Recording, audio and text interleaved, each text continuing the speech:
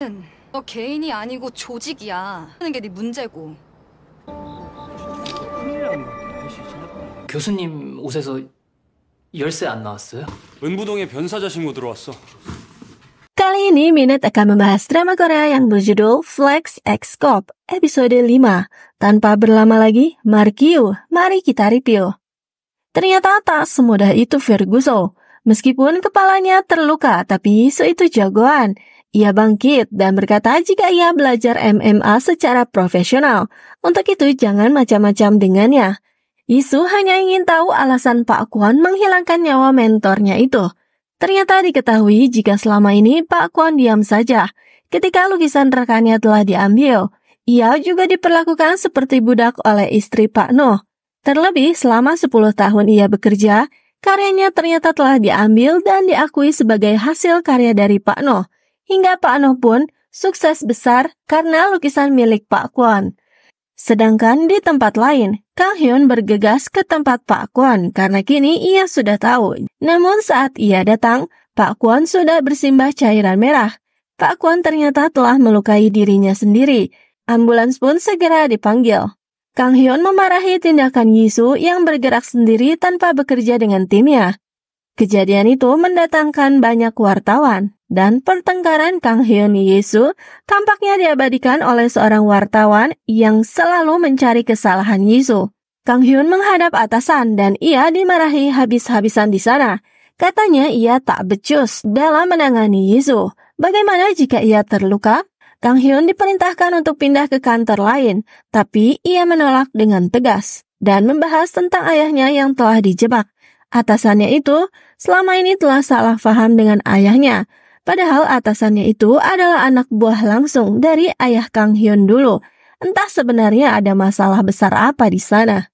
Sekretaris Yisu memaksa Yisu untuk memeriksakan diri ke dokter karena terluka.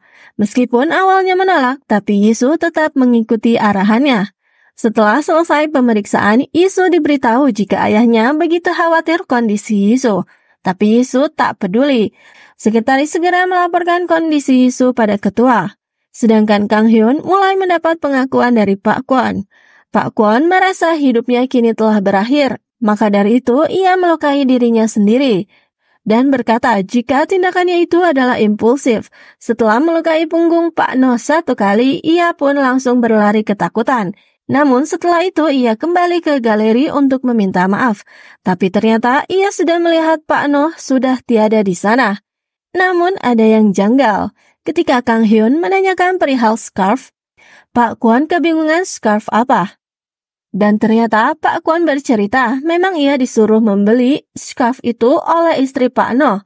Scarf yang sama dengan motif yang dimiliki oleh mendiang ibu pelukis yang asli. Dan akhirnya tersangka utama berubah menjadi istri dari Pak Kwon. Perkiraan tim adalah seperti ini. Istri Pak Noh memang berniat menghilangkan nyawa suaminya. Begitu ia datang dan melihat tubuh Pak Noh, maka dengan mudahnya ia menancapkan alat tajam ke tubuh Pak Noh yang memang sudah tak berdaya itu. Kang Hyun lalu membagi tugas. Ia akan berjaga di sekitar rumah mendiang Pak Noh dan Pak Pak membuntuti pergerakan si selengkian dari istri Pak Noh. Sedangkan si Maknae kini terkena suap Yisu. Ia dijamu makanan dan minuman yang begitu mewah. Yisu menanyakan di mana letak kesalahan dirinya. Akhirnya si Maknae pun menjelaskan jika tindakan Yisu kemarin yang bertindak tanpa bekerja secara organisasi membuat Kang Hyun dimarahi habis-habisan oleh atasan. Maknae menambahkan jika tersangka utamanya kini adalah istri dari Pak Noh. Maknae juga keceplosan berkata jika ada begitu banyak beban yang Kang Hyun terima.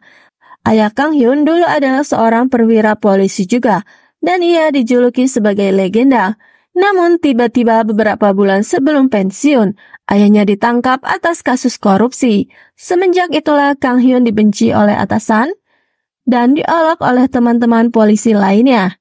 Pak Kwon tiba-tiba saja dipindahkan ke ruang VIP. Ternyata itu adalah perbuatan Yisu. Yisu memberi saran jika sebaiknya Pak Kwon menulis surat permintaan maaf dengan tulus. Maka hakim pasti akan meringankan hukumannya. Dan tiba-tiba Pak Kwon memberitahu tentang kunci yang seharusnya ada di pakaian Pak Noh.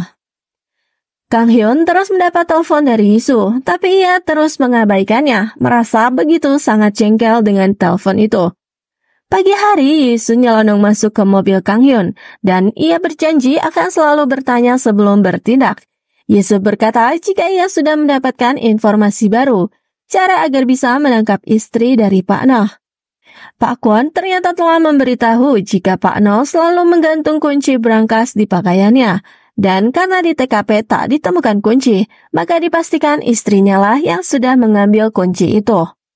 Kang Hyun sedikit memainkan peran. Ia mengabari pada istri Pak Noh jika Pak Kwon adalah pelaku yang sebenarnya dan ia juga telah kehilangan nyawa tadi pagi.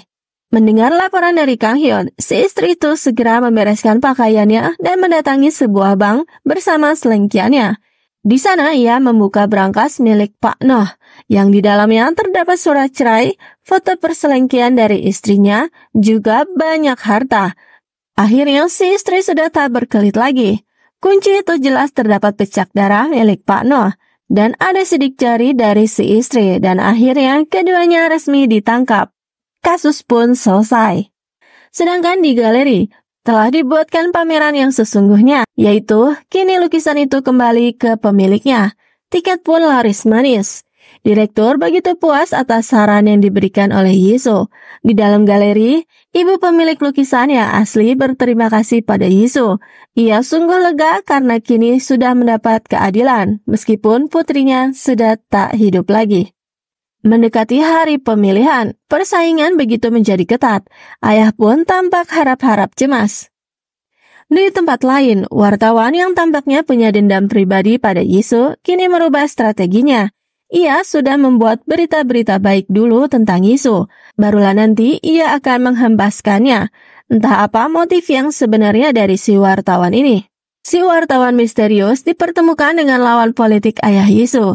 Ia diberi tugas untuk mencari lebih dalam tentang kelemahan lawan politiknya, yaitu anaknya Jin Yisu, juga tentang kasus tabrak lari dari ibu Yisu. Di rumah, Yisu bangun tidur dengan semangat. Ketika melihat tanamannya, ayah Kang Hyun tak sengaja lewat.